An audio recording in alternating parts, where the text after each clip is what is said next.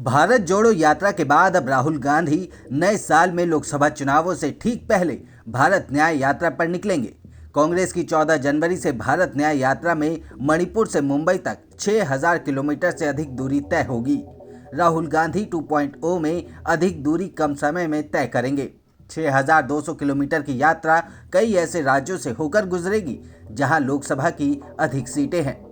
जिन राज्यों में भारत न्याय यात्रा गुजरेगी वहां से लोकसभा की 355 सीटें आती हैं। लोकसभा चुनाव से ठीक पहले इस यात्रा का कांग्रेस के नजरिए से काफी महत्व होगा।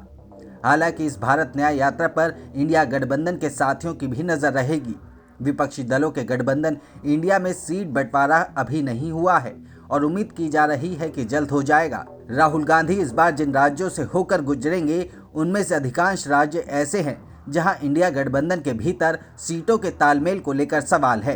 इनमें पश्चिम बंगाल, बिहार, महाराष्ट्र प्रमुख रूप से हैं। यात्रा के पहले या बीच में इंडिया गठबंधन में सीटों की बात तय होती है या नहीं, दोनों ही सूरत में ये देखने वाली बात होगी कि विपक्ष के दूसरे साथी इस यात्रा को कैसे देखते हैं। कांग्रेस ने राहुल गांधी की अगुवाई में 14 जनवरी से 20 मार्च तक भारत न्याय यात्रा आयोजित करने की घोषणा की है। ये यात्रा मणिपुर से शुरू होकर मुंबई तक जाएगी और इस दौरान 14 राज्यों और 85 जिलों में 6000 किलोमीटर की अधिक दूरी तय करेगी। भारत जोड़ो यात्रा के बाद पार्टी राहुल गांधी के नेतृत्व में भारत न्याय यात्रा निकाल रही है। भारत न्याय यात्रा मणिपुर, नागालैंड, असम, मेघालय, पश्चिम बंगाल, बिहार, झारखंड, उड़ीसा, छत्तीसगढ़, उत्तर प्रदेश, मध्य प्रदेश, राजस्थान और गुजरात के बाद महाराष्ट्र से होकर गुजरेगी और 6200 किलोमीटर की दूरी तय करेगी। भारत न्याय यात्रा ज्यादातर बस से होगी, लेकिन कहीं कहीं पदयात्रा भी होगी। यात्रा मणिपुर से शुरू करने के कारण के बारे में पूछे जाने पर कांग्रेस की ओर से कहा गया कि वो देश का महत्वपूर्ण हिस्सा है।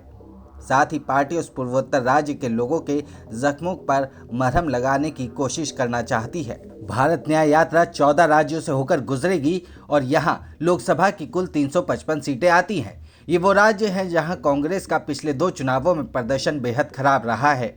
जिन राज्यों से ये यात्रा गुजरेगी, देखिए वहां पर कितनी कुल सीटें आती हैं। मणिपुर में 2, नागालैंड में 1, असम में 14, मेघालय में 2, पश्चिम बंगाल में 42, बिहार में 40, झारखंड में 14, उड़ीसा में 21, छत्तीसगढ़ में 11, यूपी में 80, मध्य प्रदेश में 29, राजस्थान में 25, गुजरात में 26, महाराष्ट्र में 48।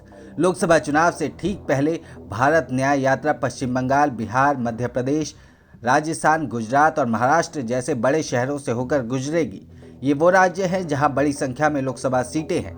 इसके अलावा जब पश्चिम बंगाल, बिहार, उत्तर प्रदेश और महाराष्ट्र में इंडिया गठबंधन में शामिल दलों के साथ सीट बंटवारे की बात आती है तो कांग्रेस को सबसे अधिक चुनौती का सामना यहीं करना पड़ता है। यात्रा के दौरान इंडिया गठबंधन के सहयोगी अपने अपने राज्य में राहुल गांधी का किस तरह से समर्थन करते हैं, ये भी देखना होगा। यात्रा की अगुवाई राहुल गांधी करेंगे और कांग्रेस की ओर से पूरी यात्रा के केंद्र में वही रहेंगे। पोस्टर, बैनर से लेकर यात्रा का फोकस उन्हीं पर रहेगा।